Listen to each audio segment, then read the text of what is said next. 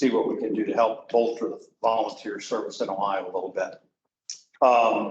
Before we get started, I'd like everybody to stand and do the Pledge of Allegiance, please. Pledge allegiance to the flag of the United States of America, and to the republic for which it stands, one nation, under God, indivisible, with liberty and justice for all. And if we could bow our heads for a moment of silence to honor all of Ohio's fallen firefighters and our nation's fallen firefighters.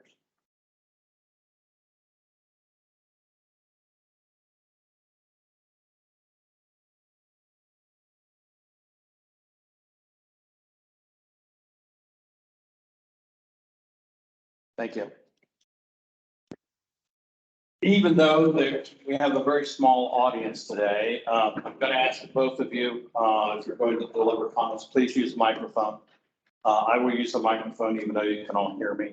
The reason for this is we're doing this on a Teams platform. If we don't use the microphone, the audio on a Teams meeting doesn't get picked up very well. So I'll ask you to do that.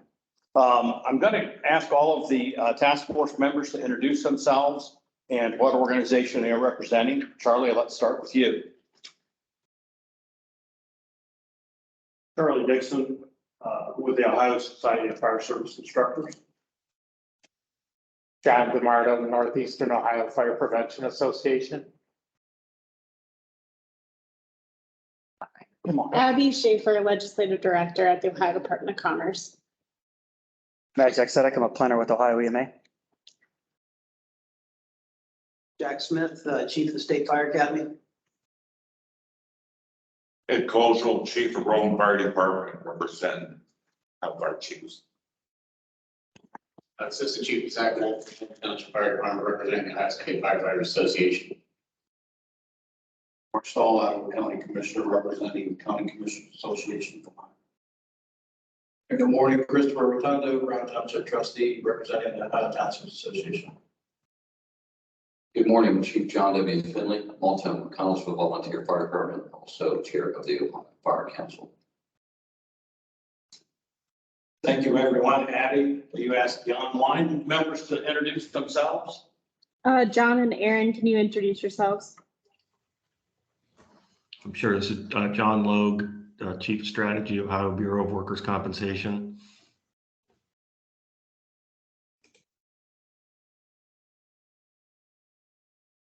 And is Aaron on there? Aaron Lee Master, Southeast Region, Scioto Township Fire Department, Jackson, Ohio. Any other online members? Okay. All right. Today, in terms of the format, the first hour, we're scheduled for 2 hours. Our first hour will take in-person comments from anybody here. Then we'll take a small break. Maybe we will, maybe we won't because of our turnout here. We will then come back and do online questions for anybody that's on the Teams platform. And then we'll kind of summarize things at the end of the day. So let's kick things off. Who would like to go first? Don't be shy. I don't really have anything. I'm just catching the question you're throwing.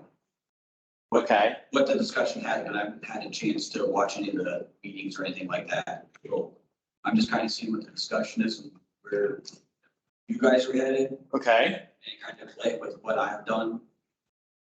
Well, tell us what you've done. Let's reverse it. Come on up and tell us what you've done. Oh, thanks. We're going to get you one way or the other. We're the same. Listen, you're fine. You're fine. Some people get it. That's why he's running over there. Yep. A couple of things that we've done for retention is our big key right at the moment. We're really focused on it. Because one, I'm a combination volunteer department. Mostly, I'm the only full-time member, and I run a part-time staff, supplemented by volunteers. But I only staff 8 hours a day, 7 days a week. First 8? Yep, 8 to 4, and then we're volunteer after that. I staff. So my council's pretty good, and they believe in a 4-man engine. So I'm not going to tell them any different. So we've noticed a trend backwards. We've actually So my roster actually increased because of the grant funding and retention and stuff through. So I actually have talked to that staff through EMA. They've been awesome to deal with. Did you get one of the grants?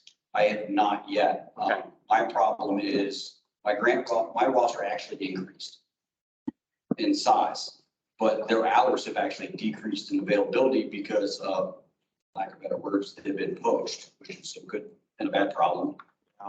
So their hours available have been less. So my staffing, my available hours of staffing has actually decreased what was covered over that year timeframe. So we're working on that. So what we did is we actually did a wage analysis. We just brought our wages up. They just approved on average $1.10 an hour across the board raise. So that helped. The guys just seen it. They're like, holy crap, we got a raise. I'm like, yeah. And then we just finally passed and got through, my assistant chief been working on it for years, a retention package. Based on years of service and education levels. So it's a 3-tier system based on your years of service, starting in year 3. What we found, for whatever reason, even in my career, it's like year 3 is a tipping point. And a lot of the people that we see, either in just the way their performance or if they're going to stay and what they're going to do. So like year 3 has always been that bubble. So we started our retention package in year 3. And it goes like 3 to 5, and then it's all based on tiers. What's that look like, Chief? I can actually forward it to you. I don't have, I might have it on my iPad. If not, I can forward you my policy. I don't have my package. So, but it won't go into play till next year. And believe it or not, my budget, the way we're set up as a village, my budget's not really competing out of the general. So I call it a non-competing budget. My income tax, we just passed an income tax increase, which is written for fire only. All my contracts, anything that we charge for service, everything comes back into the fire fund. Is the way it's written. So most of them have to hit the general, and then after that, it goes. Once it hits the general, then it goes to my fund. What department are you with? I'm sorry. Mount Gilead, Mount Gilead, okay, up in Knox County, Morrow County. Morrow County, all right. Yeah, we're like the hidden county. Not many people hear of us. Jack's been there once or twice. Now you may lose my train of thought, which is not hard. Year 3 is interesting to me. What happens in that 3rd year? Do they just go away or interest declines or? It's just their interest increase, and then you actually see it's like a performance peak as well. The guys that are really into it, you really see a change in their whole mentality. Interesting. A lot of my guys are at year 3 right now, and it's like, man, these guys are going to get it next. No light bulb turns on. Like, we're on year 3. I've been chief 3 years, and I've noticed a change at year 3 as well. It's kind of like, okay, kind of struggling, trying to learn new things, things you've never done before. Now you're like, okay. Now I see what the old guy that I thought wasn't real smart back in the day. Like, now I'm getting it. See, we'll be grinning. But yeah, that year 3 seems to be our target. If I can get them past the fire scene, then we're good. But the other part we did also for some recruiting is we also have a charter fire academy. I think 7 in the state that's a municipal fire academy. No, actually about 20. Is there about 20 now? Okay. Because I know when we started making a switch, I had a little bit of trouble finding other places to compare to. So my guys don't have to travel. So that's been big to us as well. And then we do a fundraiser every year. We've done the recruit one other time this way as well. So the mailer we call it Fire Seals. It's just a mailer. Hey, this is what we've done. Please donate type thing. I don't know how long they've been doing it. I've been there 15 years and it's well before me. So one year I did an experiment. I put a flyer on the back of it because it goes to every resident in my district. So I coupled with the fire association. We did it again this year. And every time we've done it, we've gotten at least one. I made an achievement. My goal for every year is to hire one volunteer. I feel that's an achievable goal for the last 3 years. I've hired a lot. which has been good, my department. We don't hear that kind of a story too often. in our No. travels. We don't. It's, when I say this, a couple of you are gonna chuckle because you know me. I'm different. In a lot of things that I do, I'm an outside the box thinker and I'm a kind of a global thinker. You know, like I can look at what's next? You know, if I do this, what's gonna happen in 3 to 5 years? How's this gonna affect 3 to 5 years? Instead of, okay, well, I need to hire 5 guys right now. Well, if I hire 5, I'm only gonna hire 2. You know, 2 are only gonna probably pan out. So that's how I look at my retention. We're getting into the school right now. I actually got one out of the school 2 years ago. She's doing really well. She's coming up on year 3 with her. So you kind of see that. So you get nervous around year 3. Yeah. Well, she was driving yesterday, so I called the wife and said, hey, better make sure the wheel's good to go. Because she played ball with my daughter, so I've known. She's like, yeah, I'll work on that. But yeah, year 3, but I don't know why, but we're at year 3 is the year.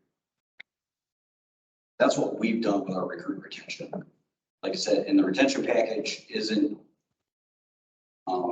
go into effect till next year because it is also coming out of the general fund. We got the village to actually say, hey, we appreciate what you're doing. And it comes out of the general. So it does not come out of my fire fund. And also it's a one-time payment. I didn't want to do it sporadic because I wanted it to have a big effect. How much are the payments to? Anywhere from, I want to say 300 to 1,500. I think next year we're budgeting right around 21,000 total for that retention package. But we're giving it to them in December, which is when our volunteer checks come out. And council's like, why December? Why are you adamant that check comes up December? Christmas. Most of my guys have kids. Where are they going to have the biggest impact and the biggest, that essentially gift from the village to say thanks? Where's that going to have the biggest impact on that fireman's life for Christmas? So if some of these guys are going to get, $500 or $600 just meeting the performance standard of the department. Doing something they like. Yep, and we're also paid on call, but we're hourly paid on call. So some of these guys could get a large, some of these guys are getting a couple $1,000s already just in call volume. Now you're going to add on top of that. So I always called it when I got them, I called it Christmas, my Christmas bonus and my vacation bonus because they come in June and December. So it worked out really well for me. So I really focused on that stressful time in their life because I remember I got a few kids. So Christmas was always a stressful time because you're trying to figure out how am I going to pay for gifts and this and that. How can we make, that's why I chose December. I think it's great timing. Do you run EMS? And if you do you charge for it? So we just started running EMS. There's a private county service that runs transport. So I started running an ALS engine 8 hours a day because our fire call volume, it's a decent call volume. We run about 1 fire call a day. This year we ran 437 last year. We're on pace to hit 550 this year because of running the first responder during the day. Call volumes are going up. So we're sitting there and a truck's got to come from another town to cover a second call. So that's why we did it. Like they handled one yesterday and they need a transport unit. So they handled it. Which is the way the system should be working, the utilization of resources. So What else can you tell us you think might be interesting? We've got 2 hours. Yeah, you've got 2 hours And you've got the mic. Yeah, and I got the mic. Anybody else want it? I mean, I'll pass it all. So, yeah, and the thing is I got a really good group. I really do. And I'm not just saying that to toot their horn because I'll tell them the other way too. What they're passionate about, what they do, but my problem that I'm running into currently is 1, funding. 2, now that half my staff is career or working what I call full-time, part-time somewhere. So I've helped them get all the way up to that point, which has been great because now they're still here, but their hours are reduced because, they picked up 24/48s or the California swing, whatever shift they're on. So that reduced them again. But as a primary volunteer department, they're bringing so much to me at the same time. So I don't have the ability to go out and network. Guess what my networking is? Those guys bringing it to me, and it works. But we're a growing department. We're actually currently, you mentioned funding. I'm a squirrel, so you have to keep me on track. Back up to the funding, you asked about billing EMS. No, I do not bill EMS. But what I do bill is I'm getting ready to go into fee schedules for inspections. Inspection division should be up and running by December 1st. And council on board with that target date. So we're going to hire an inspector 2 days a week. And then we also bill auto accidents, car fires, and we do cost recovery on structure fires on materials used. But the structure fire one's a little bit different because I stop at a $500 bill. Anything over $500 we eat, we just stop at $500 because the insurance companies, I sat down with them, they're like, why are you not doing it? We coupled with a company to do our crashes and auto fires. But because council didn't want our people being billed, our residents, so we have to get the police report. So it's a little bit of work on our end to get it. It's not a get rich, but $10 is $10. So that's kind of so I try not to fund in one source. Some of that's been some of the classes I've gathered at the academy. So that has been big. Professional development I found has been big. My training budget went from when I took over as chief $3,000. I just approved a budget of $14,000 next year. And It's amazing. And I spend it. So my thought process is I can't afford the wage to keep them. But if I can help these guys get where they want in their career at their full-time departments, they're staying loyal to me. I just basically, I mentor them and just keep it coming. There's 5 of us at Firehouse Expo for 3 days. So, and I just keep sending them, where do you want to go? Where do you want to go? And I got a board and I stay up on it okay, but they're coming I got a couple in the academy right now doing some of the online firehouse. That has been big, other than the hours. Because most of my guys, that 1 to 3, I got one in that 1 to 3, and he does Of course. It's like, this is horrible. The hours, not the course, but the hour time frame. I just did the 6 to 8 on the firehouse and 2 chief pains. That wasn't bad. I really liked the class. The class discussion was the best part. It really is. So those are some of the things that we have done. And it seems to be working okay for us. It's just that my available hours is what's decreasing.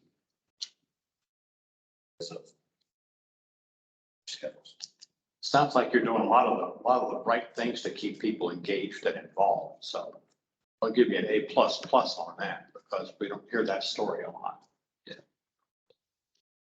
Questions from the task force members?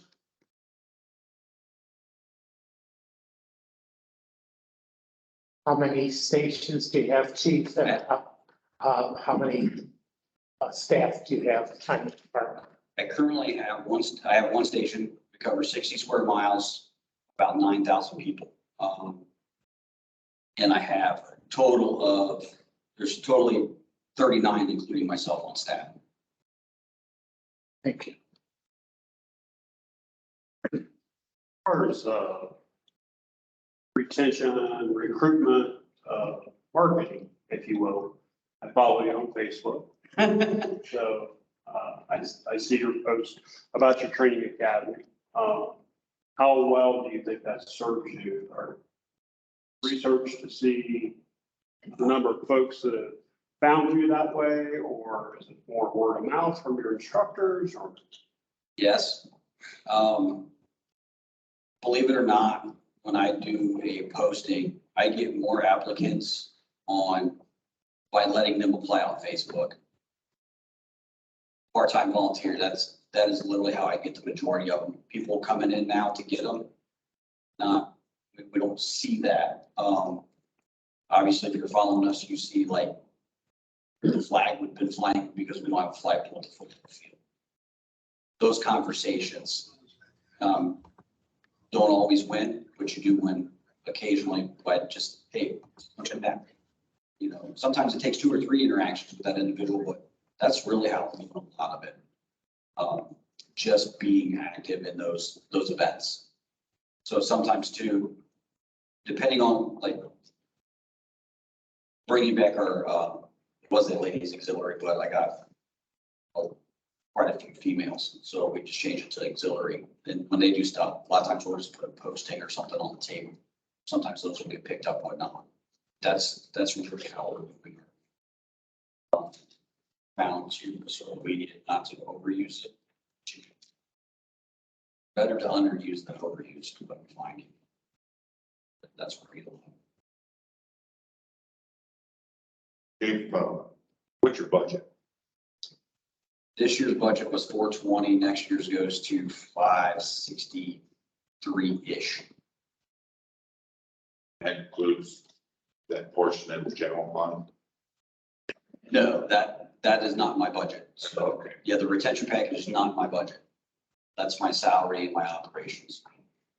So you mentioned that income tax, is that how that budget's The generated? income tax was passed for fire protection only, so it comes right into the fire fund. So no levies? I have a 1.5 mil property tax on the village, and then I work on contracts. I have four additional contracts after that. 4 township contracts? 3 townships, 1 village. What percent said income tax? 30%. Just passed it this year. That's what I did. Is there a turnout rate or an hourly rate? I have an hourly rate. My average hourly rate just went to $15.20 from $12.57. So we did about $2.10 across the board is what I came out to. Because my pay scale is based on education. We really strive. We toot our horn on the fact that I don't have no disrespect to anybody. We don't have any 36-hour firefighters. A lot of that is because of the academy. I have 3 in fire school right now. I have 1 other that's a fire 1. That's the lowest. Everybody else is a fire 2 out of that. Right.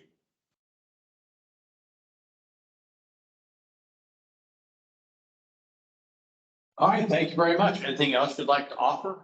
No, I'm just curious what you guys have been talking about. Okay, all right. Very good. I guess it's my turn. Okay, Mike's wanted. I'm Gerald Miller. I'm from the Lower City Fire Department in Guernsey County. Like I said, I just want to come check and see what was going on today. Our biggest problem is recruitment and retention. We're a very small department. It seems like we're having problems getting people. Our community is an older community, so getting, the younger people to come in and do anything is kind of tough. Increased runs. We went, I think it's like 3 years ago, we had like 40 runs. Now we're up to 140 something. We do run first response EMS. Our EMS in our whole county is doing a rejuvenation right now because we're having problems getting EMS anywhere in our county. There's 12 departments, all volunteer. We've got 1 paid department. Do what we can. Guess that's all I've got. And, excuse me, countywide, do you think there's going to be a future EMS service or what's the thought? I think countywide? right now we've got a paid service and we've got 4 volunteer squads. Everybody else pretty much runs first response. We're having problems getting trucks out the door for our volunteers. Our paid service is done by a hospital. They do a lot of transports. So, yeah, we're looking with our county commissioners right now, trying to get something going and maybe trying to get a county EMS started. How about equipment? What's the status of your equipment like in terms of age and condition and? I know my department, our main engine out the door right now is 20 years old. We do need equipment. We're trying to get some new equipment, get some grants and stuff to get equipment. What grants have you looked at? I know they've done the federal grant. Other than that, I don't really know. AFG grants popular, and we have some good grant programs too. We've applied for a couple. So. Good. Anything else you'd like to share with us? Not right now. Okay. All right. Now, Jack. Chief, what do you see as some of the demographic or socioeconomic pressures on why you think that you're having trouble with recruitment for volunteers or activity, them not showing up for calls or whatever?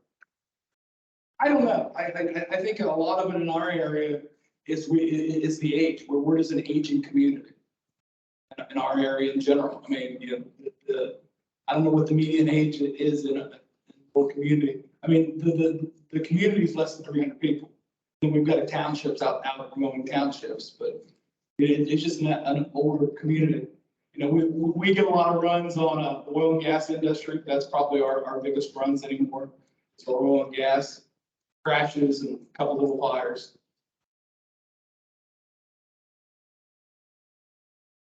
What was the size of your community you said? Well, in our community, we got less than 300 people. So outside, we're probably talking less than 1,500 people. So we're a pretty small community, pretty small county. I don't know what the population is on the whole county. What square mileage are you covering? I'm not really sure. Just a village or township? We're a village, and then we've got 3 townships we cover parts of.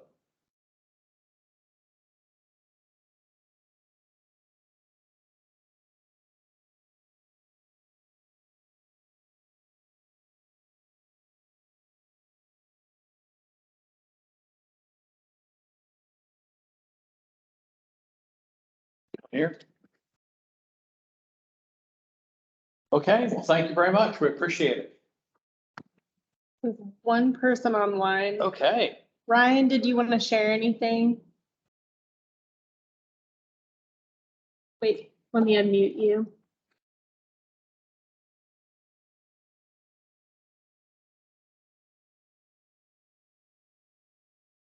Can you unmute? Yes. Oh, we can hear you. All right. Yeah, No, ma'am, I was just listening. All right. Well, we have obviously quite a bit of time here, so we've got the opportunity. I think we've got most of the committee chairs here.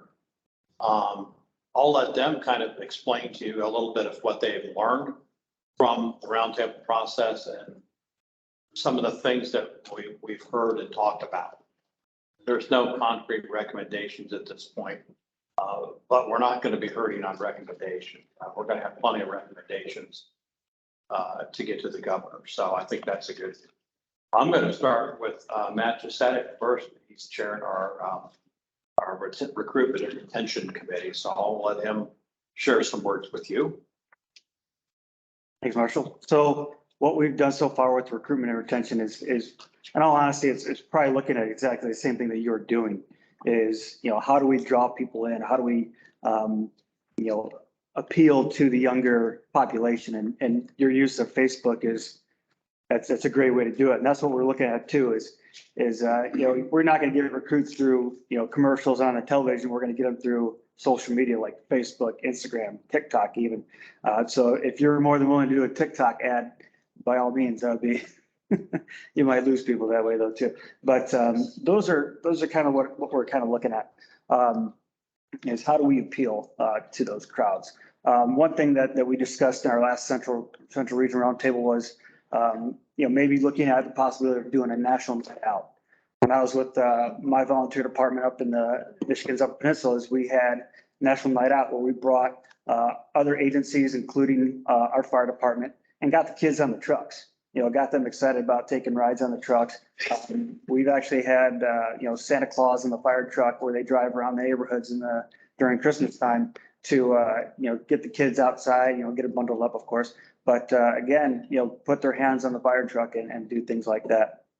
From a retention standpoint, we are looking at different, tax options, tax credits, things like that we can get, folks to stay on the department. And your use of the, you hit 3 years, the retention package, that's a great way to look at it. We'll probably look at that from our standpoint as well and You're keep talking it. about bringing people in as well.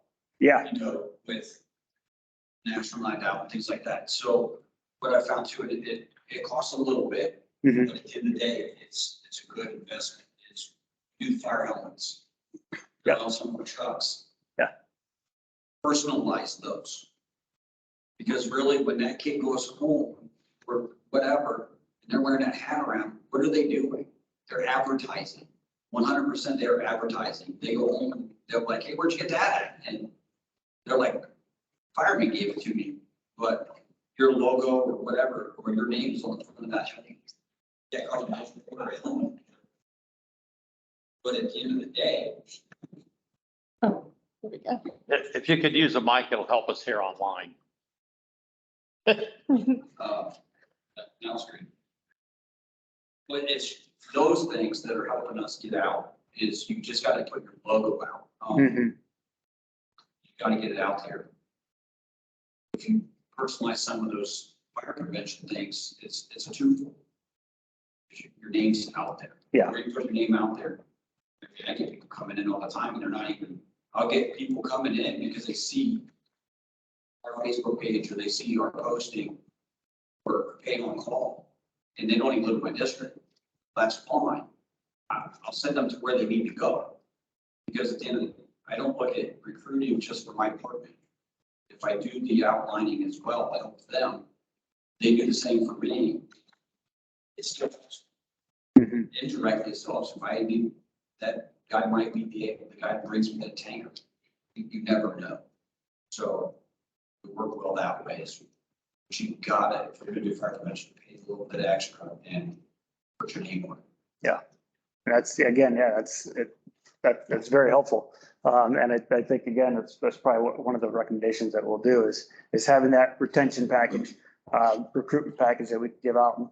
And obviously from our standpoint, it's going to be recommendations, but, considering a framework for, how are we going to recruit? We've got the National Volunteer Training Council, Volunteer Council, that they've got recruitment options on their website that you can do. So we're not trying to reinvent the wheel. We're just trying to take bits and pieces, little nuggets from different other areas across the country, and from departments like yours, and use that and use that as a framework, so to say, if we want to get into NIMS talk, to give somebody something else that they could work towards. And then from the standpoint of looking at recruitment and retention, if you could recruit people and bring them into the firehouse, and then you give them like a good set of training options. You're flexible in your training, and I'll have Chief Smith talk about that here when we get to training.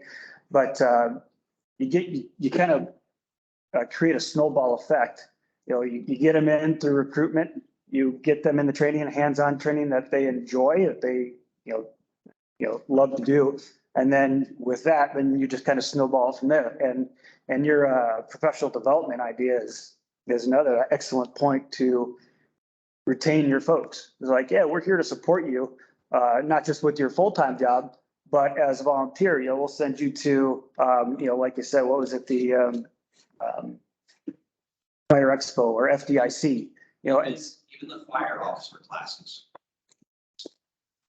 Look at the academy, I know there's other ones out there. $50. Really? Either $50. And that's my mentality completely. Because you keep saying retention, and I think that we need to I focus more on the retention. I feel that if you retain them, they're going to recruit for you. And it keeps them, because to me, that 3 or 5 year guy is the new guy. He knows my district. I can send him out. So I think that they work together, and I think somebody, I read an article where basically they made the retention together. I think study from Department of Public Safety. Mhm. EMS read that. But I think you're right. But the other thing that I do with my recruit, which is, it's gonna sound really bad, I use kids. Because if you bring the kids to, make the kids want to come to the firehouse, we'll bring some parents. So, so we kind of made our prevention program a recruit. We did last year, and it actually ended up being a really good process. And we talked about actually that it got plan fast. It went seemingly better than we anticipated, which we did bounce houses and all that stuff, made it essentially a free event.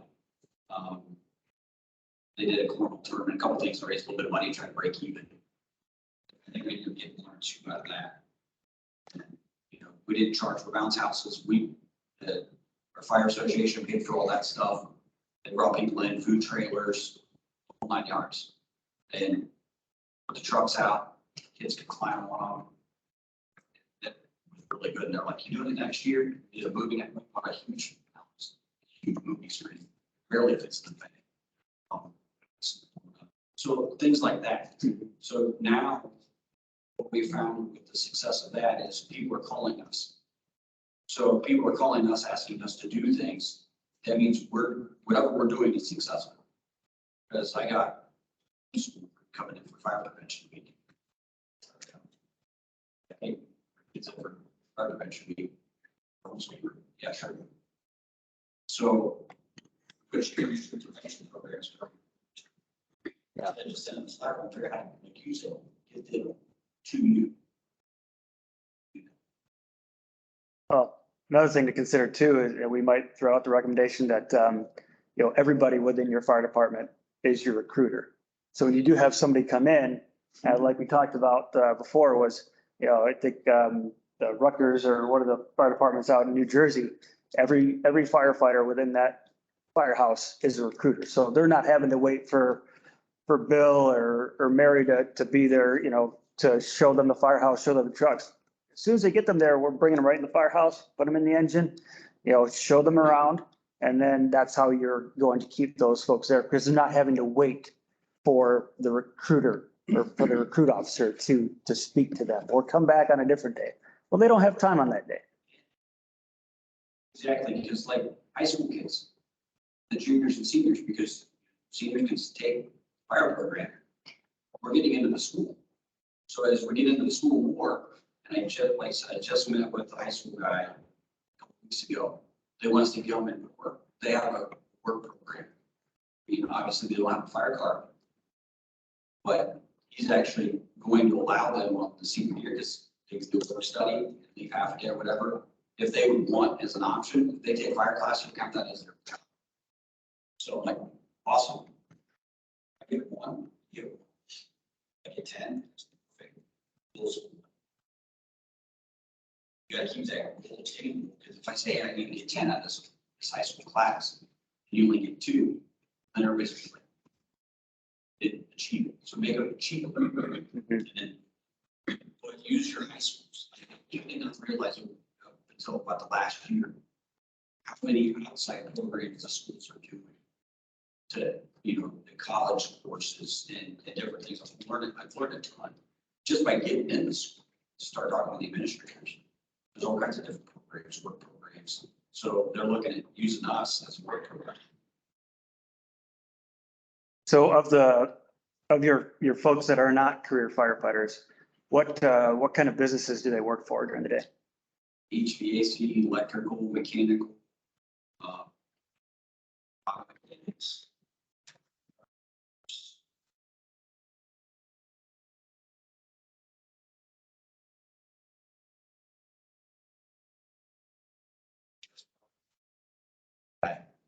Perfect. This is one way to get fire school. Different. Yeah. It's something that I can. Okay. So one of the things that we're looking at too is recommending that we provide the employers of those firefighters a tax incentive for keeping those volunteers to let them respond during the day or go to training during the day if that's the thing. But, you know, providing that tax incentive. And you're on something new, because that's the problem, is I can't get guys to classes that are Monday through Friday because they can't physically work. But I pay the pay differentials. I'm a little bit closer on some now, because if that's financial burden like that, where they don't have time off, but they'll let them off without pay. A lot of times I'll try it, I'll pay. Yeah. To get them to class, because it's still, what's the benefit?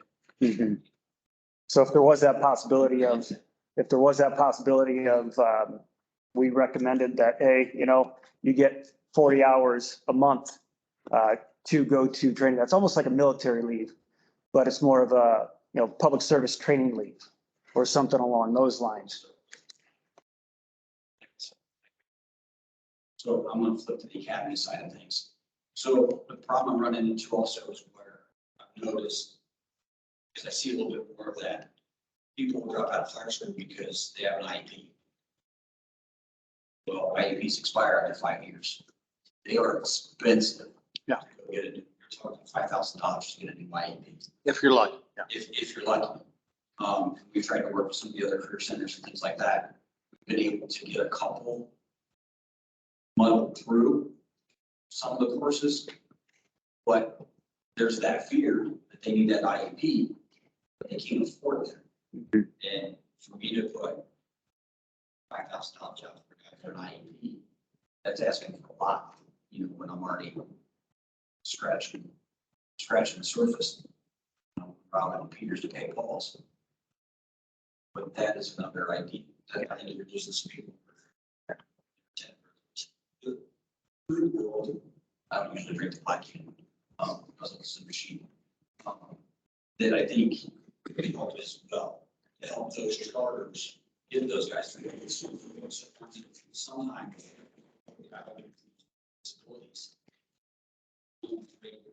They just can't get text. So good people, you sit down and talk to them, go out and off all day long. They know it. They know it. They just can't do that. So how can we help them get through that test? It's comprehension skill set. It's a lot. So as we're kind of bleeding over to training now, I'm going to go ahead and hand it over to Chief Smith.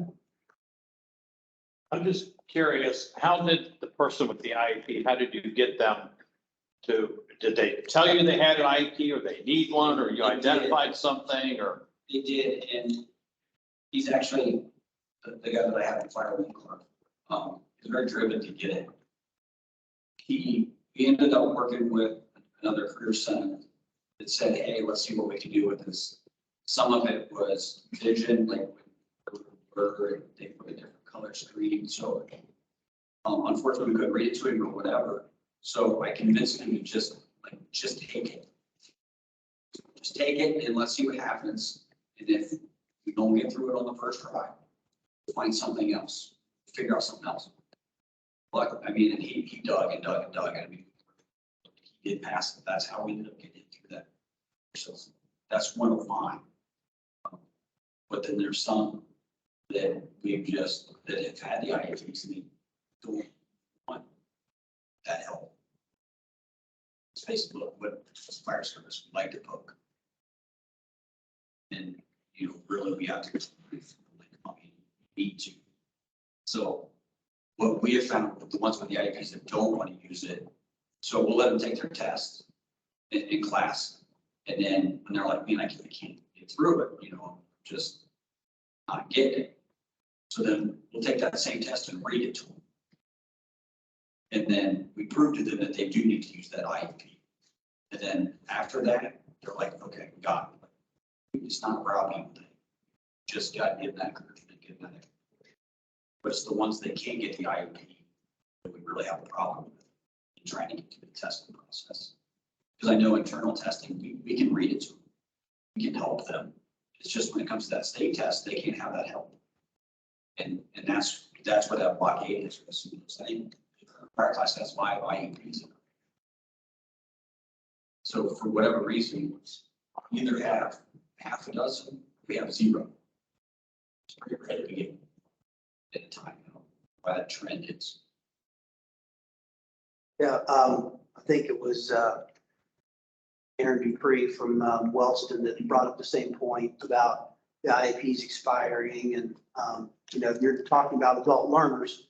They've been out of school for a while already, and that seems to be complicating the issue. So that's one of the things we have written down. Basically, this task force is broken into 3 subcommittees. There's one for recruitment and retention, one for training, and one for funding, taxation, and org structure, miscellaneous, everything else. And so what each of these subcommittees is trying to do is develop, based on these roundtable discussions, a list of ideas and recommendations for the governor, that things that we can do at the state level to address these issues, and then things that can you guys can do at the local level to address those issues.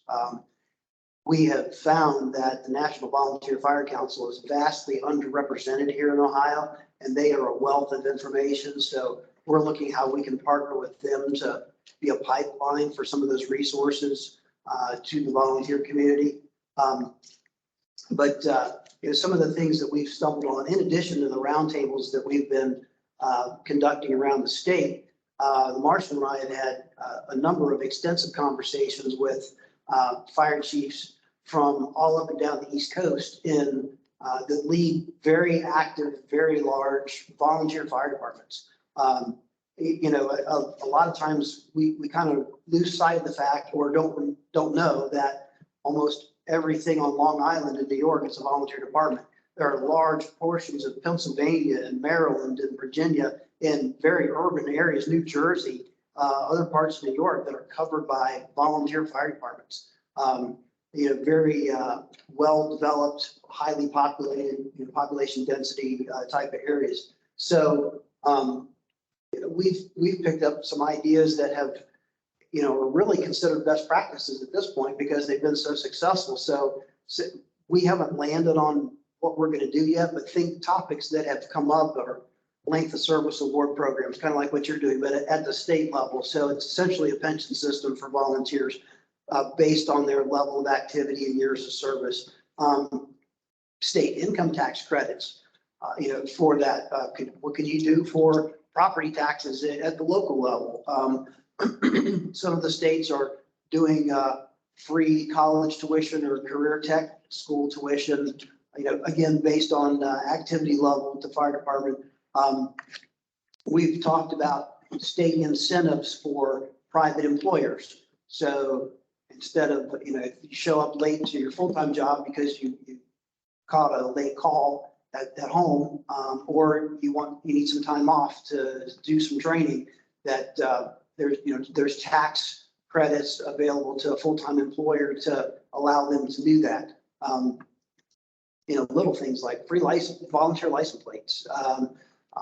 One of the things we've seen is the fire departments that are connected, either they have their own Explorer or Cadet program, and especially the ones that are tied to the high school training program, they are not having trouble with recruitment. But kind of to your point, focusing on retention, then recruitment doesn't necessarily become such an issue. On the training side of things, we've heard a lot of different challenges, right? The entry-level training is a barrier to entry for a number of reasons. We all know that the 36-hour program, people are drinking from the fire hose. There's so much information packed into there, and most of us aren't PhDs in education, right? We'd much rather be out there getting dirty and sweaty and doing it hands-on versus sitting in front of a computer. That's where we learn, that's where we function. And yesterday afternoon, we spent the last few hours of the day on a conference call with the folks from Montana and Kansas. What they're doing out there is, and it's all IFSAC and Pro Board accredited and has been for the last 10 or 15 years. They take a different approach. It's called performance-based training and authentic assessment. So the domain in which we work is not an academic domain. It's a blue collar, hands-on domain, right? And so when it comes to testing and IEPs and all that type of stuff, they give for Firefighter One program, it is an open book test. And it's 55 essay questions. So they get the textbook, they get commercially produced videos that go along with the JPRs, and they get out there, they get 18 months to go through the textbook and do the written exam. And that from a science of learning standpoint, the reading a passage of material, synthesizing that and distilling that down into like 3 sentences, and then tactically handwriting it, not typing it on a computer, that helps you retain that information, understand it and retain it better. Exactly right. And so their data shows that 6 months and 12 months post-exam, those folks are retaining that information better than folks who crammed for a multiple choice test. So they handle all of that piece of it, no death by PowerPoint. It's self-paced. They've got some resources to guide themselves through it. They can call the academy if they have questions. And then once they get that done, they do a 40-hour hands-on practical skills. And I'm intrigued by this, but I don't know that I'd be ready to do a Fire One program this way yet, but I think our volunteer program is an excellent platform to experiment with that. And so that's one of the things that, and the folks in Division of EMS, they were on that call yesterday. And so that's part of the discussion we're having. We've had in a lot of the communities, other chief, you kind of alluded to this earlier, the demographic is very elderly, right? We know that the average age, the data that Division of EMS has, the average age of volunteer firefighters is 54. That means half of them are in their upper 50s, 60s, and even 70s. So getting them through the volunteer firefighter class, a lot of us, our shoulders don't go all the way back like they used to. So putting on a coat and a pack in less than 2 minutes is just not going to happen. And one of the chiefs in the other roundtable said, why do we have to do it in 2 minutes when, first of all, it's a 15-minute drive to the fire, and because of the district that we cover, and when we get there, I'm not allowed to go in anyway. So we need to relook at what we're doing there with that. And then, if you look at the volunteer courses, actually, that's what we're supposed to teach. Oh, absolutely, because you're trying to cover so much information in such a little bit of time. So I actually try to keep people away from it and Yeah. take them out of it, because one, it's a cost. Fire One, I'll do the paperwork. Yeah, for the grant. It's worked a few times. Yeah, absolutely. It is fun. And it's actually a class that we really struggle with teaching. Trying to put so much into that class, you have to stop right after it sits. Yes, exactly. So we're looking at how we can decompress that several different ways and provide a community with the options and the flexibility on how they can be a little more inclusive in who they bring into the fire department. So there's departments already that, somebody's a member of the fire department, but all they do is keep the books. There's people on the fire department, all they do is small instances and equipment repairs and maintenance and that type of thing. So we had several requests and conversations, and Chief Finley was one of them, but we've heard this echoed across the state. Is there a way that we could do, or Division of EMS could do a fire apparatus driver operator only certification for those guys that they have no interest in going into a burning building, but they can drive and pump that truck or tanker all day long. And so if you look at the NFPA 1002 professional qualifications for fire apparatus driver operator, there is no prereq as to have volunteer, Fire One, Fire Two. It's a standalone. So by following the NFPA standard, technically we could do that. With an eye on where 1001 for professional qualifications for a firefighter is going, where the NFPA committee is going with that, they're talking about a exterior fire ground support firefighter, non-entry firefighter. So we're playing with an idea of, could we create an emergency support volunteer, not a certified firefighter, follow those Fire One JPRs that are exterior support type things, and kind of position ourselves for where NFPA is going in the next few years. And then have that as a prereq. If you're that young guy that wants to go into burning building, be where all the action is, now we do Fire One or 36-hour volunteer, because in ORC, training for a volunteer firefighter shall not exceed 36 hours. That's how it's written. Well, out of all that stuff I just talked about, we're just now getting to what is considered certification for a firefighter. So can we use that performance-based model? Now you've bought yourself about 72 hours for exterior JPRs, retool how we deliver the 36-hour for interior firefighting. Now you got another 72 because of all the lecture and all that's self-paced and out of the class time. 144 hours, that's pretty darn close to 156 that we're at for Fire One now. So. We can throw a lock in that. Exactly, right. So those are some of the things that we're playing with and considering and having conversations to how can we better tailor the training aspect to make it not such an obstacle for recruitment. And then the Con Ed, we're looking at, what can we do to provide online for free so that volunteer firefighters are, that's not a financial burden for them. They can do it at home, evenings, weekends, whatever. What the Marshal and I were talking, and I'll finish with this and shut up. The Marshal and I were talking with the chief from Jersey City, New Jersey. They cover Rutgers University. And one of the things that he told us was that they actually don't do training on one night a week. They actually polled their membership and said, if you had to be on station one night a week, which night would you prefer? Well, my kids have soccer on this night and we go to church on this night. And so people were able to pick and choose whatever they wanted. And they wound up with 12-hour on station evening crews. And so they do training and business meetings and all the other stuff, whatever. And if you're not on station that night, you want to come on. He said the most popular night for training is Friday night because nobody has to get up and go to work Saturday morning. And oh, by the way, don't leave your family at home and now you're gone from your family more hours. Bring them with you. We've got a big playroom with pool tables and foosball tables and video games. And now it's just a big community event. It's a big family night and everybody's there together. Kind of played back at way it was back in the 50s. I think that's where the park service did a disservice, especially in the volunteer world.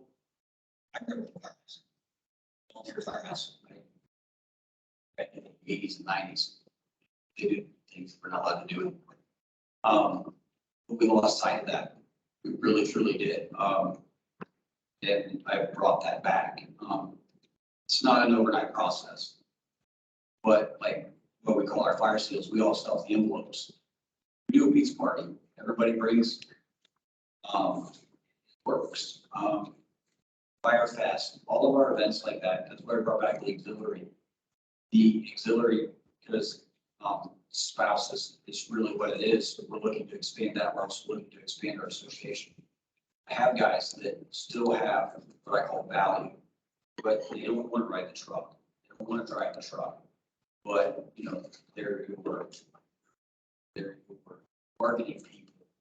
They're your do whatever. We just don't want to go on calls. So we're revamping all of that to bring back that family atmosphere. I got a lot of my volunteers work Saturday and Sundays. So I'm fortunate enough in my budget allows me to have those guys in the station. So most people right now work what 2 incomes. You need that second income, but they have kids. So either they're going to come work at the firehouse or they're going to go somewhere else. What happened to the firehouse? Now they're doing. Now they know the trucks. Now they're checking trucks. Now they're in them. So they make it better when they come in at night. And it's still giving those that money. And there's some that they call it Sunday Fun Day. They bring their families in for lunch.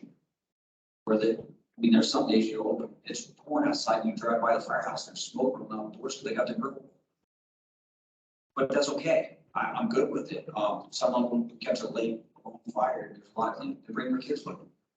That's fine. There's TVs everywhere. I got an 89-inch smart board and kids play games on it. I don't care. They're there. So there's your recruit as well, because if those kids are seeing it. So I think you're onto that with trying to diverse fire cars instead of being versus 1 and 2. How do we take value out of those other guys who don't want to driving? I have one analysis. I think there are 6. So I think you're right in capturing those people because they do have value. Where do you put them? Where do they plug into the system? You just have to find where they plug. Everybody has a different system. What about finance?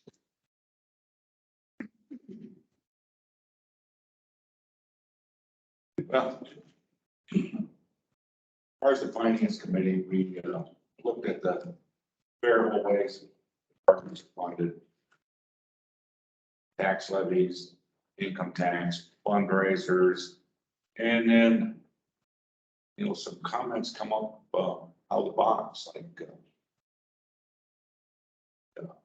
increasing the gas tax. Okay. And here's one that just, a fellow called me from Pennsylvania the other day. And he has a construction business. Basically, it's like a board up. And over in Pennsylvania, they're putting ads on the side of fire trucks, if you will, their logo, and he's paying them decent. So now, I don't know what the revised code says on this. As far as governmental agencies advertising, but maybe it's something we need to look at. Maybe it'll work for some folks. ODOT does it. Yeah. ODOT Do does they? it with All state, I think they sponsor some. farms, State Farm. trucks on the highway. Yeah, There you go. yeah. Budgets, we've heard everything from $20,000 to over $1 million for volunteer departments. Now, over $1 million, that was kind of rarity. Average, I think we're probably at 80 to maybe just under 200,000.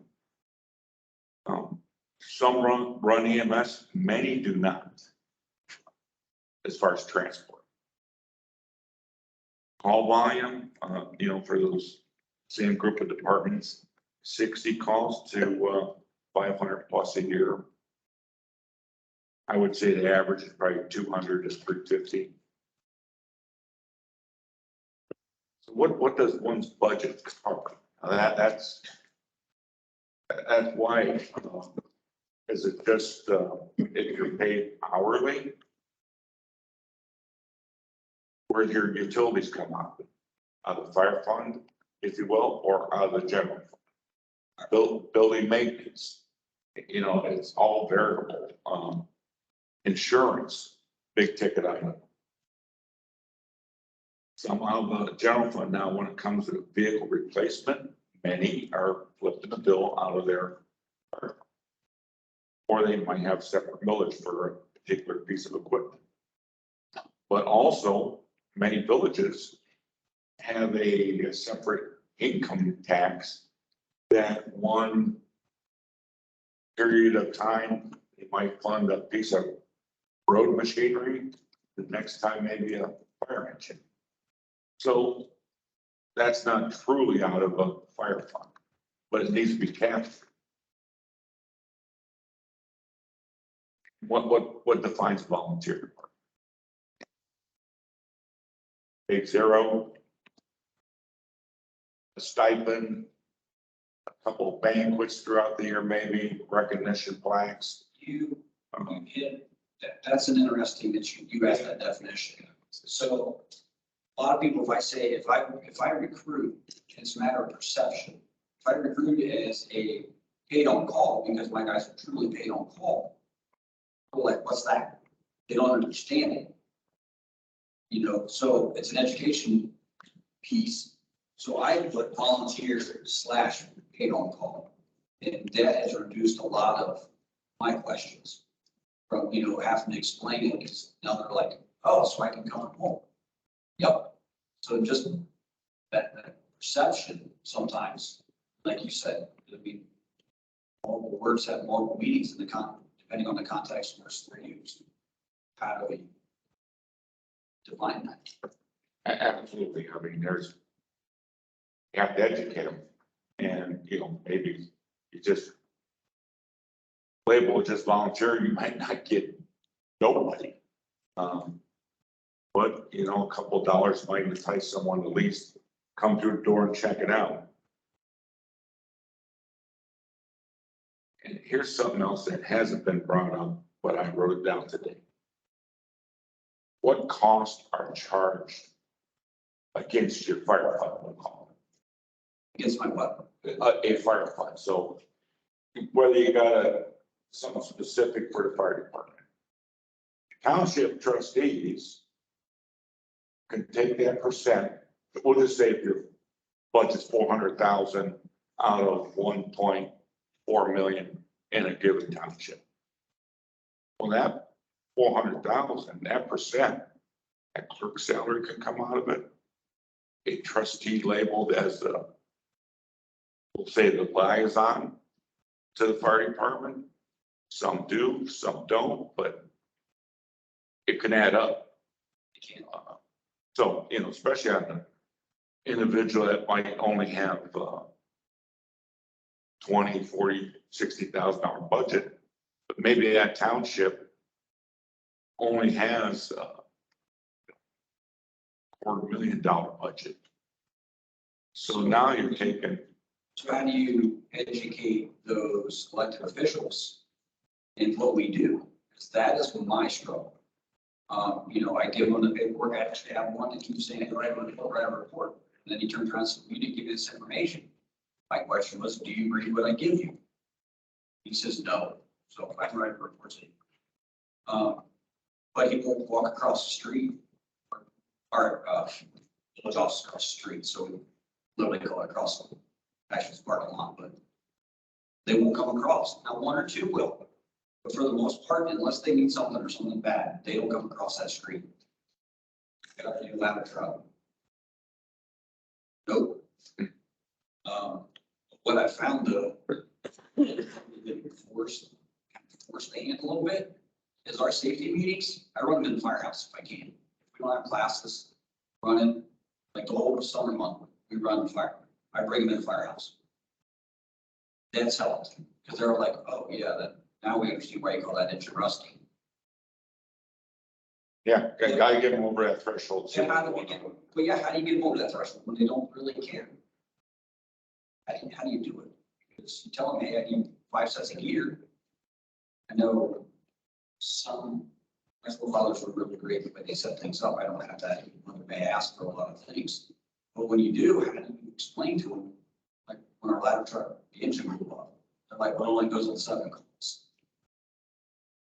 And that was a fight.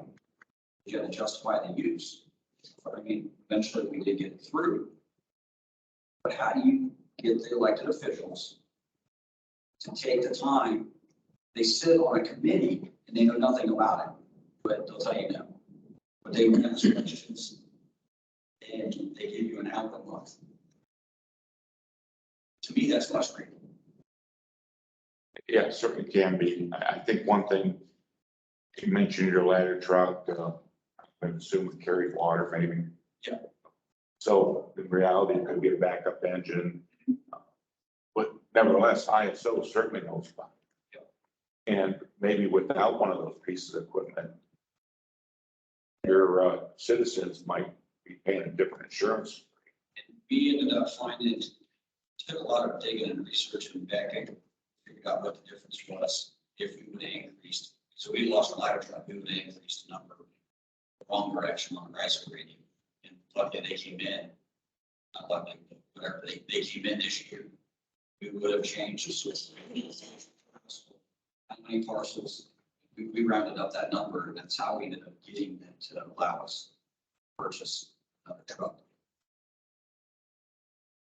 You know, getting back to tax levies, just education on that alone uses to almost say, Yeah. you know, there's some folks that still think a mill is $1 million. So our new levy is a continuous levy. Actually, it has to continue with income tax levy. We did also just last year. It's a lot of work. Banging on doors. But it, you know, some folks might have, we'll just call it 2 mil levy. And it might be 10, 20 years old. So it just got renewed and renewed every 4 or 5 years. And in all reality, if you would we'll call it replacement, you might be able to drop that to $1.5 million in some locales and double your money In some of them too. because this valuation has increased. They're so budget strapped and so far behind in equipment replacement. If they would just replace that levy, that I would take care of would it. double their budget. Yeah, that's important. Yeah. I was fortunate, our county auditor, I walked in one day and said, let me figure this stuff out. So now I figured it out. So it's actually really not as far as it looks. If you go on that same problem, like right now, because we're in that intel bubble. I have a county economic development that wants to tip and abate everything 100%, including residential subdivisions. So you can see how well him and I get along. So one subdivision alone, just on the homes that were there, we're not talking about the apartments or anything else, it's 350 unit neighboring district. They, on a 2 mil levy, they were going to lose almost $260,000 a year. They were offering them $10,000 a year. Like, no. So how do you go about recovering that money? Because if they 100% tip a residential, are they a taxpayer or are they not a taxpayer? Right. So I fell on the sort of, they're not a taxpayer, they're going to bill them. That changed his tune just a little bit because he's not a taxpayer. If you're not paying taxes, you're not a taxpayer by Ohio Revised Code. At that point, now I can charge you for that house fire. I can hard bill you, but if you're a taxpayer, I cannot. So, but how do you get those officials at that next level to stop doing that? Because public safety is my infrastructure. You're going to let this up with that crime, you know, somewhere that has.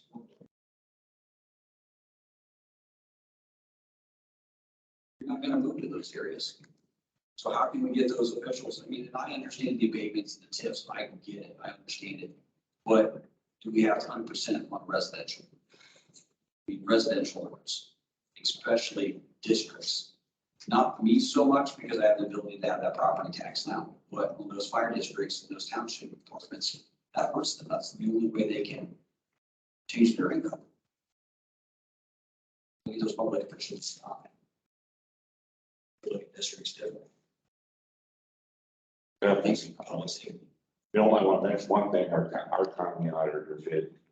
He, for each election, he puts out a called tax calculator. So all you gotta do is type in your parcel number. And on a particular issue, so say fire or police or whoever, and it'll tell you what it's going to cost you at home.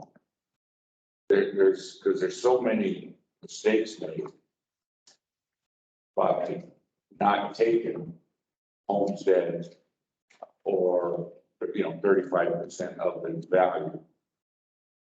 And instead of $1,000, it's gotten into hundreds. So that I think that's helped. It clarifies things. Some of those things that get published in the paper. People don't realize that we're a small piece of that pie. You really look at that pie graph, because our county auditor did the same thing. It's astronomical, what little piece that we have versus the school district. Well, schools, absolutely. And then, parks and recreation. I'll see those levies, much higher than some fire police. Yeah.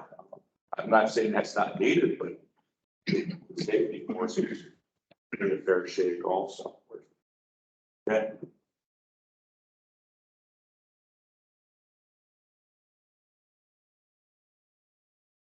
Going back to your numbers, I think you said about 140 is where you're at now. You might have been at 40.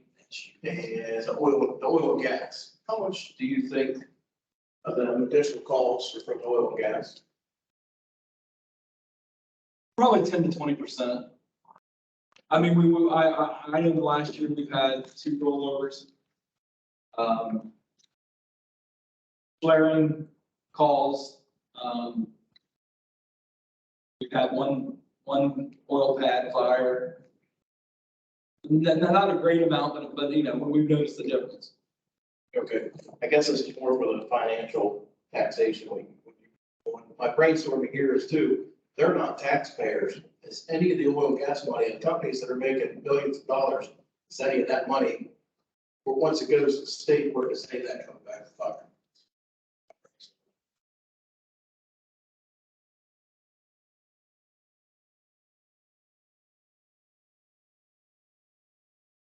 You know, we had one of the chiefs at one of our recent meetings talking about the cost of readiness. And I think that's a good point because the public, until we tell them, they don't really understand what happens. You know, everybody picks up their phone, they dial 911 and somebody shows up.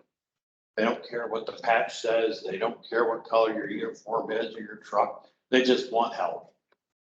And if anything, I would be critical of our profession because we've made it too easy.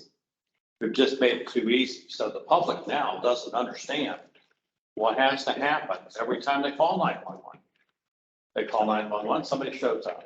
They need to understand everything that has to happen in place, in step, every single time to get help at their car, their house, their business, wherever. So I've been encouraging chiefs to have a discussion. Get that discussion with your community. Just say, tell me as the fire chief, what your expectations of this department are. Tell us. Just, I want to know what your expectations are as a citizen. And then you look at that list and you go, well, based on how we're funded right now, we can do this, this, and this out of all of this. And there you've got a window. There you've got a door open to talk about the limitations on what you can provide versus the expectations. There's 11.5 million people in Ohio, and we believe that about 70% of the fire departments in Ohio are volunteer. And we believe that simply because that seems to be a national trend. Out of 1,178 fire departments we have in Ohio, based on what our database tells us, we think we're pretty close. Now, you take away the big cities, into the small size and medium sized cities. Think about the fact that you can't drive more than 5 minutes away from here or any other urban area, 5-minute drive, and you're probably going to be served by a volunteer fire department. So the volunteer fire service is that important to Ohioans. And that's one of the reasons the governor established this task force. And last year, Chief Cloud, it was last year, we reported 1.5 million last year. Out of all the incidents that you all report to us that we require by law, sorry, but we need the info. We reported 1.5 million incidents to the U.S. Fire Administration that all fire departments in Ohio took. Now, do the math again, take away the big cities and the small, medium-sized cities. What's left is the volunteer fire sector. You're doing a lot. Some departments are doing a lot with a little, and some departments are doing a lot with a lot. It depends on where you're at. And that's the frustrating and complicating factor, I think, for all of us is we've heard great stories from those departments, like the chief said, that are very well funded. You go into the station and it's an all volunteer department, and you know, they're nicer than some of the multi-million-dollar facilities, you know, my old department in Columbus has. They're better, nicer. You can eat off the floor. The equipment's beautiful. It looks like a movie scene. But at the other end of that, you know, I can tell you there's a fire department in Northwest Ohio that their original station was built in the 1860s or 70s. They had a building modification to it in 1952. And they have to pull the equipment out to get people on the trucks. And they're funded with a 2 mil fire levy that's 11 years old. And they can't get support to change it. So, you know, we know the story. They're going to dry up. And, you know, we were 1,180 fire departments earlier this year. Now we're 1,178, lost 2. So when these departments start dropping off, everybody's gonna feel the pain. Everybody's gonna feel the pain. It's just like that stone that drops in a pond of water. That wave is gonna go out and touch everybody. My county, there's only 5 departments in the county. So it's not that we're resourceful, Right. because there's only 5. Like I just charged fire, I called 3 departments, I just included 2/3 of the county. Let me ask you this, and that's a good point. You've got that many departments in the area. Has there ever been thought or talk or consideration about a fire district? I'm not saying that's an answer. I'm just curious. No, actually, in the paperwork that I found historically with just the village of Mount Gilead, the village to the south of Cardington, there was talk in the late 90s of a merger. Everybody else is a district. We're the only 2 municipal departments in the county. The other 3 are districts, 1 just district. They were a private fire company and went to a fire district. That's 5 years or so, but everybody else is a district, except for less than 1. How do you think that works for them? It seems to work okay for them. And I don't really know depth how everything works in their intricacies. For us, it works okay for us. Obviously, I've thought of district myself, but then I look at the pros and the cons. And I'm gonna write off some stuff. Show us what you learned. Yeah, actually, and I stole some of his stuff, you know, with the way, with his budgeting. And I just sat through it again. Diversity is not tied to a property tax anymore. I'm not tied to a contract, because prior to passing the income tax, I was tied to a contract. I had 1 contract. If I lost the contract, I was in trouble. So I didn't have any bargaining power to keep that contract current with levies. And they did, like right now, their levy needs to replace, and they've already told me to. Now I have the ability to say, now I can push back where I didn't have them. They were 60% of my budget. So we no longer, now the tide's turned, not that I'm trying to sound cocky, but you know, now I can actually negotiate a contract. Not go, well, if I lose the contract, I'm in trouble financially. But I have that diversity in, is if I district, I lose that income tax. I lose some of that diversity. In this day and age with the way the economy is going, do I want to lose that funding diversity? I mean, yeah, there are absolutely pros to a district. But the way it's set up, I don't think for me personally, a district is a good option currently. I'm not saying 5-10 years down the road it will be.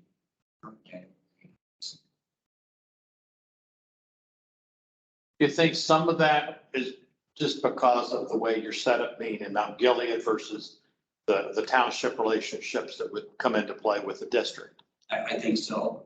And I think a lot of it too is the forethought that went into a lot of the stuff that they set up prior to me, and I've continued where I don't have, that's why I call it a non-competing budget, because everything that we do bring in, if it's a sale of assets, as if it's billing, recovery, contracts, everything goes to the fire fund. I know legally it has to go to the general, but when they write the ordinance, once it hits the general, then it transfers to the fire fund. And they've done that with everything funding for the fire department as far back as I can find, and that has been huge. So if I don't spend it, it rolls over. I don't have to worry about if it's going to go. But at the end of the day, I just keep seeing my ending balance grow or shrink. I don't have to worry about what's going on with it at the end of the day. This would be the mayor system that we offer. I don't report to a safety director, and they literally wrote in, I'm the administrator of the fire department. Fire. And I have to have the recommendation of the mayor.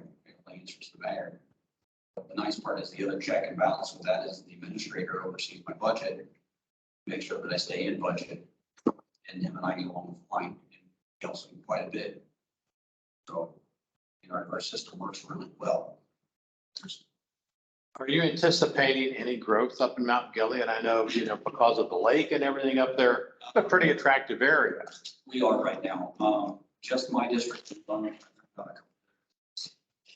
do have 250 3 units, 47 apiece, 3-story. So that, I want to break ground pretty quick.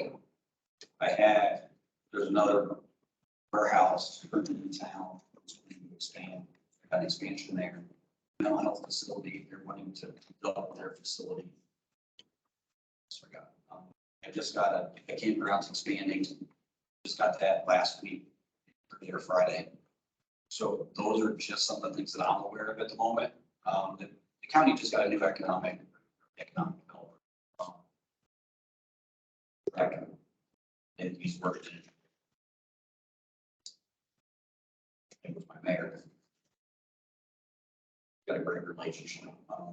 So he's kind of giving me a little bit of feedback of what's going on. So yeah, we are seeing growth just in my district.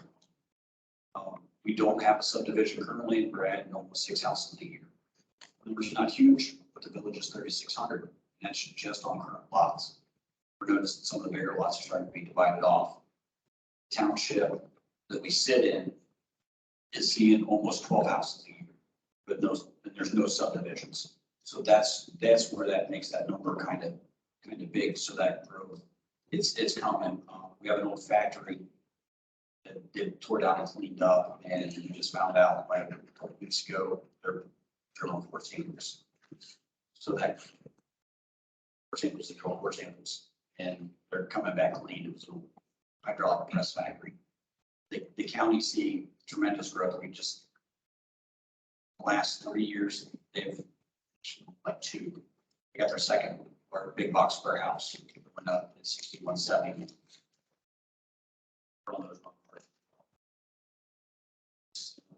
Subdivision.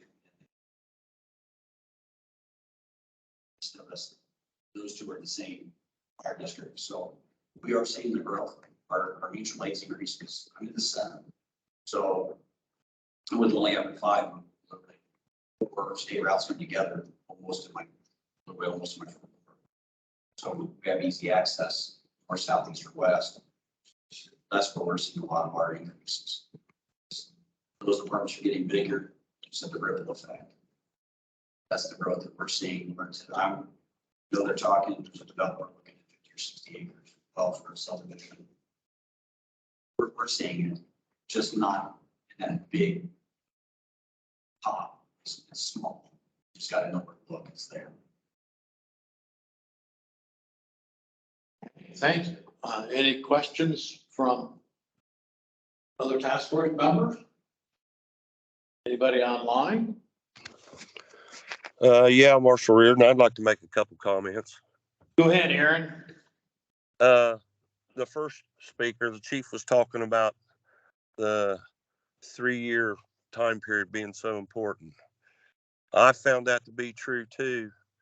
If I get 3 recruits to go through training, I find that in the 3-year time period, I normally wind up with 1, and the other 2's lost interest. And I think I attribute that to partly the officers of not only my department, but other departments already have tasks assigned to them. And you find that recruit that is, we'll say, gung-ho or all in, all involved. And at the end of 3 years, he's still just a fireman. He hasn't been given any responsibilities.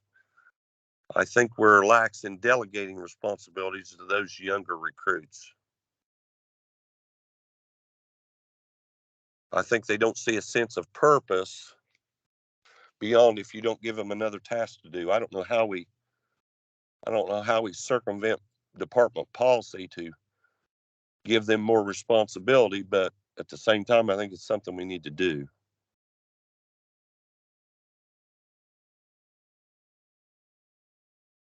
Thank you, Aaron.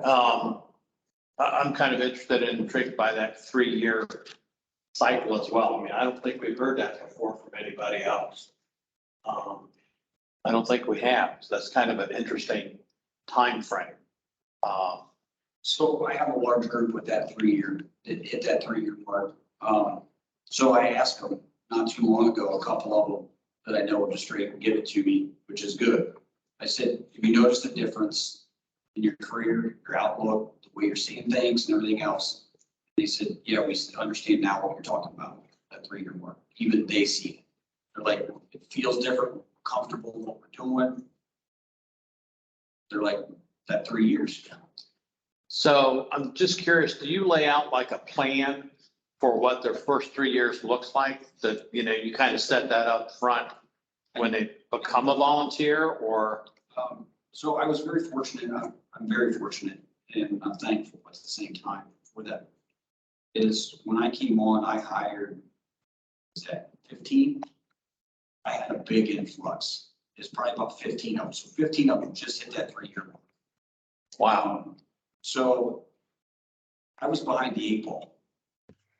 And what I have come to find out with that big influx is there's one piece in the mentorship, in the leadership aspect that I'm missing. And it hurts. And most people overlook it, is the senior fireman. I miss him because you know, he's that guy that's going to keep both sides of the boat in line. Tell you what you did wrong, tell you what you did right. And he could do everything. Yeah. He can do everything, and you can lean on him. And unfortunately, I got younger guys that I'm pushing to a senior fireman officer that aren't quite ready because of my, as fortunate at the same time, it has created some of its own problems. And I think what Aaron's saying is that's that 3-year mark. How do you, because now some departments, they're starting to roll into that senior. They're getting bored. How do you keep them engaged? But then there's some guys that are just okay with it. Right? I got a guy like that. So I got several. They're just okay with it. Just being the low guy on the totem pole, coming in, having a good time and going home. Anymore. They just want to be good at what they do. So I think that senior fireman is really, really overlooked. I'm missing them. Maybe that's a new designation we need to have. I mean, we've always had it, but nobody ever really thinks about it. Yeah. How important they really, truly are. One of the items that, or ideas that we heard about was part of that hook of getting somebody right in the door and getting them engaged was, it kind of goes back to the junior program or the Explorer program, where almost immediately after they get their orientation done, they're given orange for observers. So they're given an orange helmet badge or an orange helmet and an orange vest, and they're responding on the trucks. And you got to talk about liability issues with your county solicitor or, the lawyers, but it's very structured. So just like any other observer program, but they're already on the truck, they're seeing what the activity is. And then once they complete their onboarding training, then they're considered a cadet. Okay. And then once they complete that and they get their volunteer firefighter cert, now they're considered a recruit. And then after they complete that and they've got a year under their belt or whatever time, now they're considered a senior fireman. And so they see what that pathway is, and they're changing helmet colors or helmet shield colors as they go, so that when they're on the scene, the chief knows what they're allowed to do and not be doing.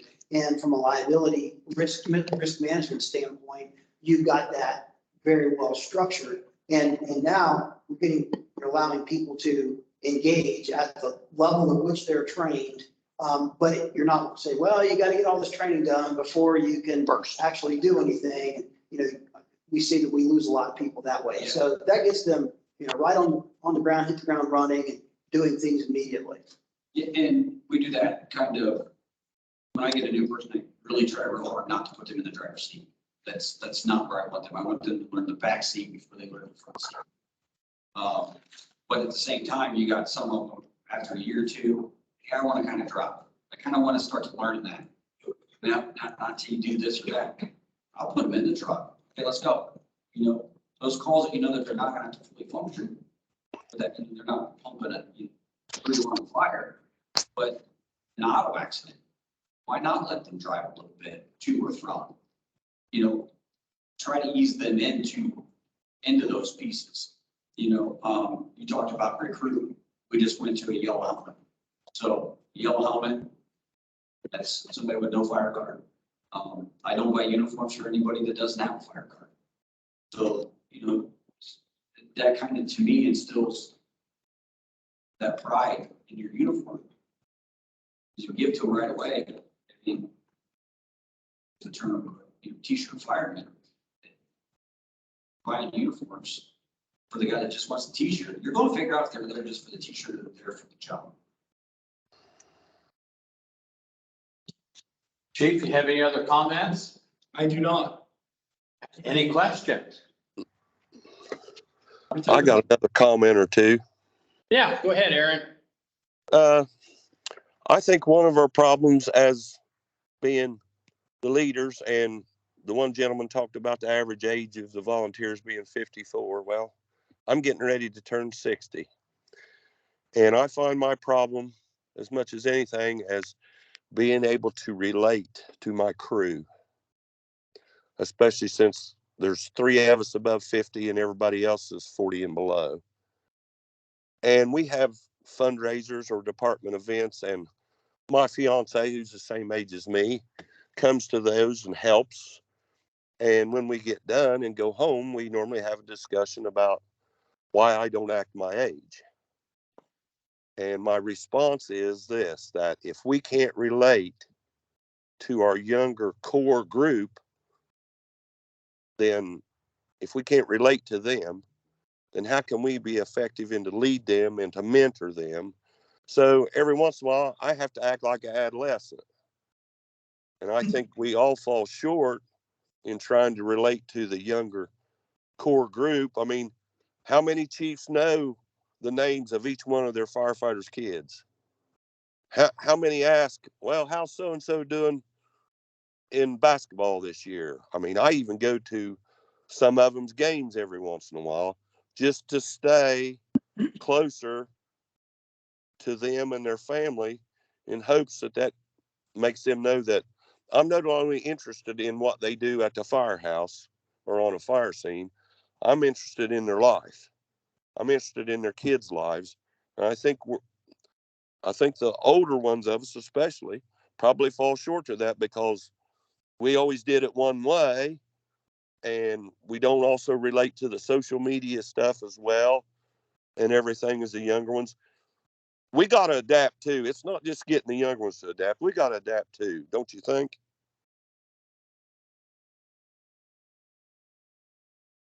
Absolutely. You're spot on, Aaron. And what we've seen with the volunteer departments that are doing really well are, I think, several things. One, we see that the chief is engaged 24/7, 365. The chief never turns off.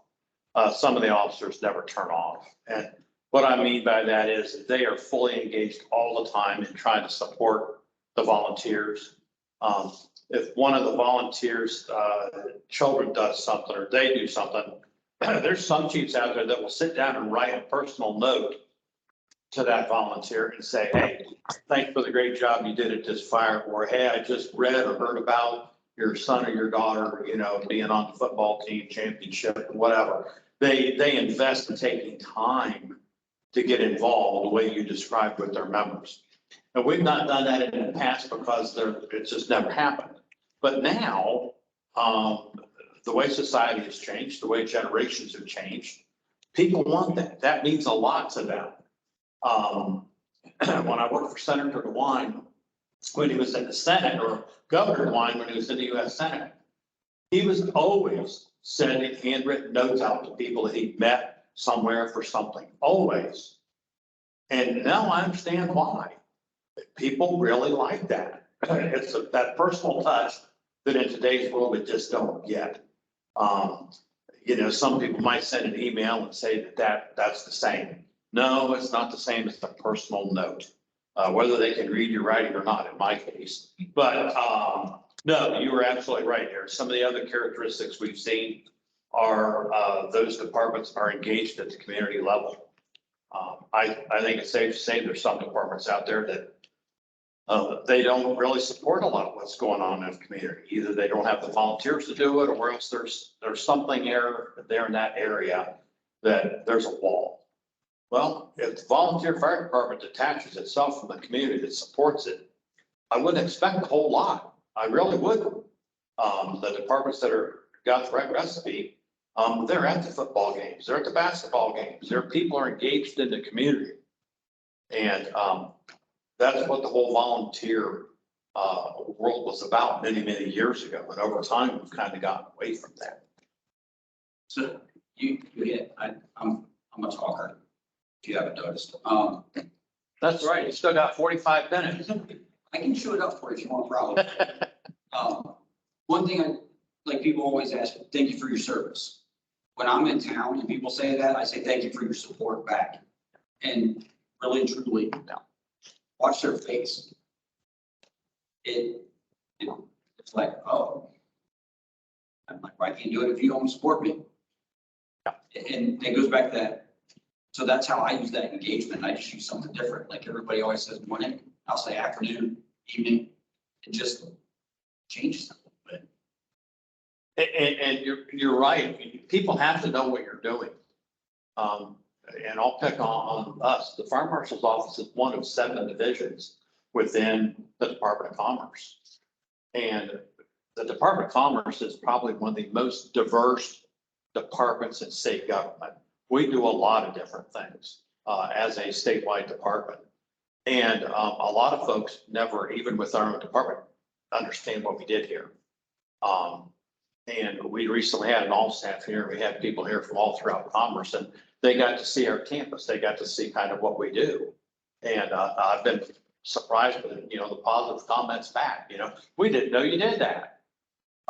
Now, the other problem for us is too, the fire service doesn't really understand what the fire marshal's office does. That's our fault. We've got to work on that. But yeah, this personal touch that Aaron mentioned is so critical. And yeah, it takes time. You got to get a piece of paper out, a note card or something, and you got to sit down and deliberately do it. But that's what the person on the other end of that's going to see. They're going to see that you took time, that their involvement means something to you. And it's very significant, very significant. So it gets back to the power of people. Okay, Charlie?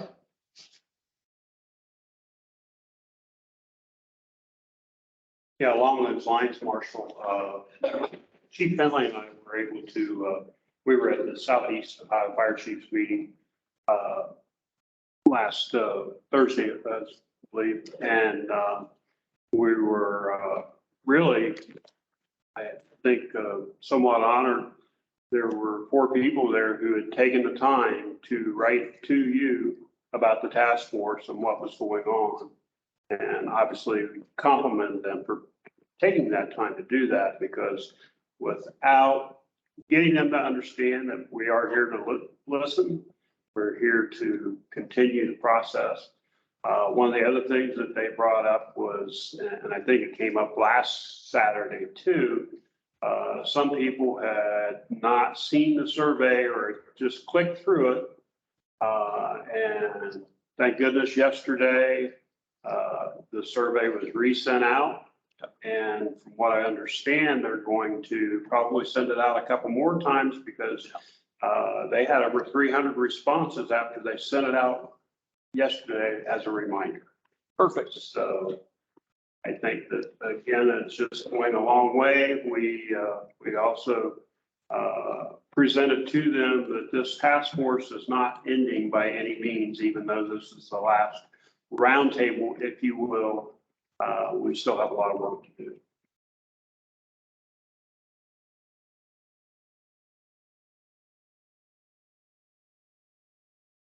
And thank you. And those are good points. That's kind of a lead in to kind of, I'll wrap things up if there's no other comments from anybody or questions. The The timeline, well, let me talk about the survey first, before I forget. The survey is very, very important. All of your folks that are certified should have gotten that survey. That was sent out, I believe, over 52,000 is what I think they told us, 52 or 54,000 certified responders in Ohio. And how far you get in the survey is determined by what you do. If you're a career firefighter and you don't volunteer anywhere, you're pretty much done. But if you're a career firefighter that also volunteers, you're going to get through there. If you're a paramedic, MT, et cetera, you're going to get through there. If you're the fire chief of a volunteer fire department, you're special and you get a different survey. That survey is they're both very, very important to us because a lot of the questions we're asking, believe it or not, we don't have the data. We can't tell you how many fire departments in Ohio are more than 150 years old. I think the state fire marshal's office ought to be able to do that. We have no idea. Nobody's ever asked that question. So that's one of the questions in the survey, however meaningless it might be. We have a lot of very old fire departments in the state and we need to celebrate that. That's part of our state history and our nation's history. We need to celebrate that. But you're going to see other questions about budget. You know, what's your budget? Where do you get it? How often do you get it? The population, your church remit. You're going to get all those questions that a chief officer we would expect you to be able to answer for us. And then on the flip side of that, the firefighter surveys themselves. What made you become a volunteer? What do you like about volunteering? What do you don't like? Have you ever thought about leading? That's a question I will ask some folks when I go out and talk to individual departments, whether it's a small group or large group. If it's all firefighters, I'll take and ask them the question, what would make you leave this profession? And sometimes I get some pretty interesting answers. For the most part, everybody's, well, not much, but I really love it. But there's a few answers that I get: money, better opportunities, things like that. There's a few issues out there. We need to know that. We need to be aware of that. So the surveys are very important. I would encourage everybody, and please go back and encourage your volunteers to fill out that survey if they haven't. It's very important to us because we have done, this is our 6th roundtable meeting that we've had throughout the state. The roundtable meetings were designed for us to listen to your issues, your concerns, have this dialogue and questions back and forth so that we can learn. I think it's safe to say we've learned a lot from traveling all over the state. We have. And our members are very committed. The task force members are very committed to what we're doing. Several of them drive hours and hours to get here. Our task force members are all over the state. They're all not all from Central Ohio. They're all over the state. So many of them drive hours to participate. And if they can't, they're online. So this has been a very active task force. We are at the point now, roundtable, this is the last one.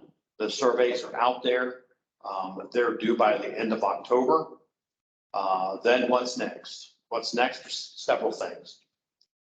We have charged with giving the governor of Ohio an initial report by June of next year.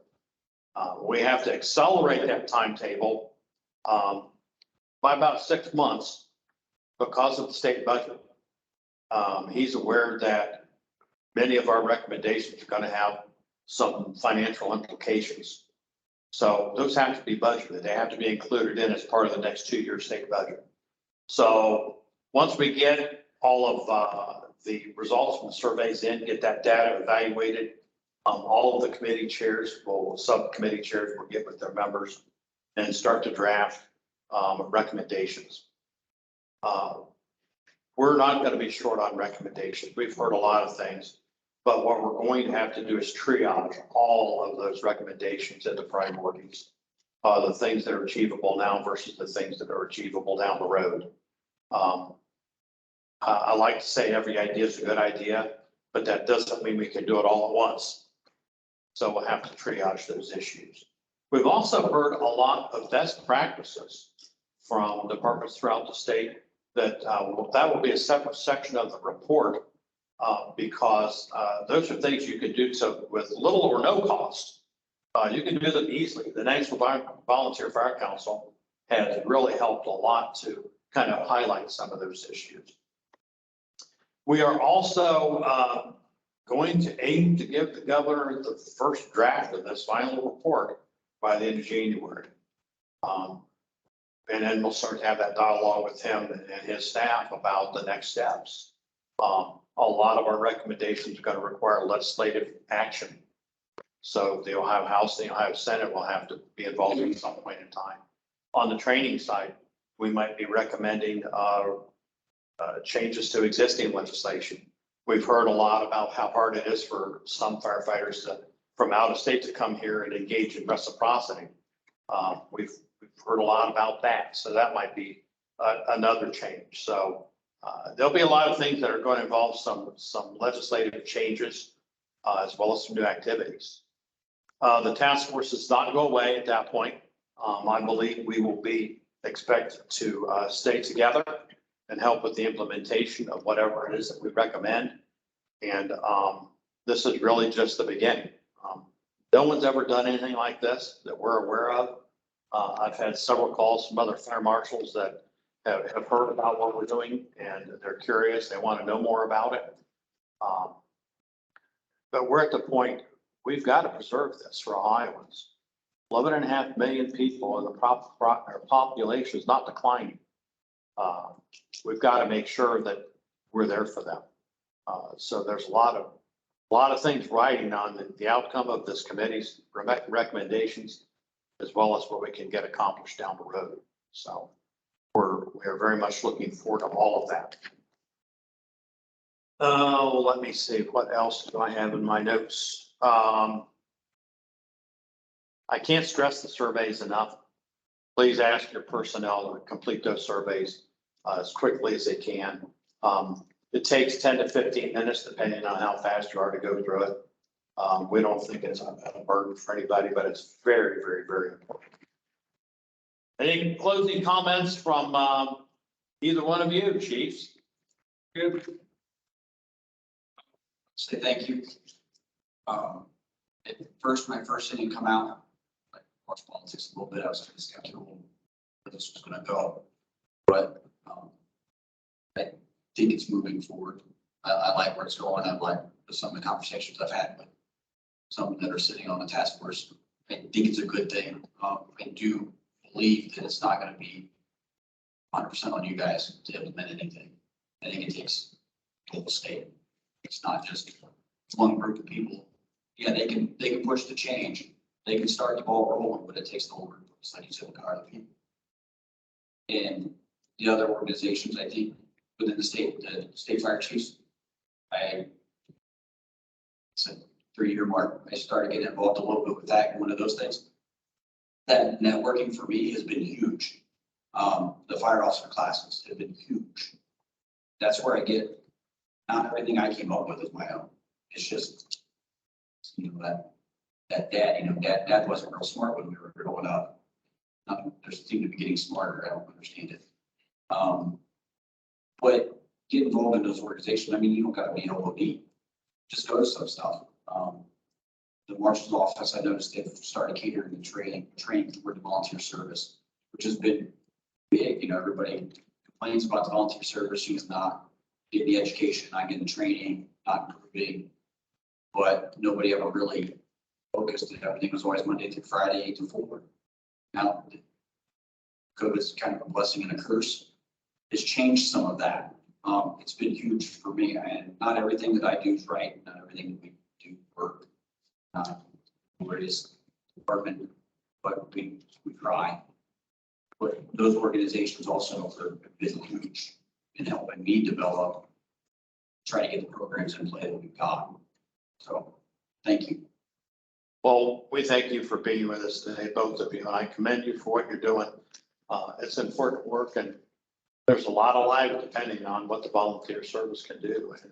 And I keep talking about the volunteer service specifically, but when I talk about the fire service in Ohio, we are one fire service. We're just separated by how we deliver services. That's the difference. At the end of the day, we're all firefighters. So It's been a pleasure to kind of delve into this issue. It's been an education. But the good stuff, I believe, is still coming.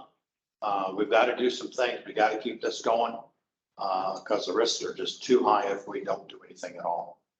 So thank you again very much. I appreciate you being with us today. I thank the task force members for being with us, and we'll start wrapping things up and see where we go. So thanks, everybody. Be careful going home.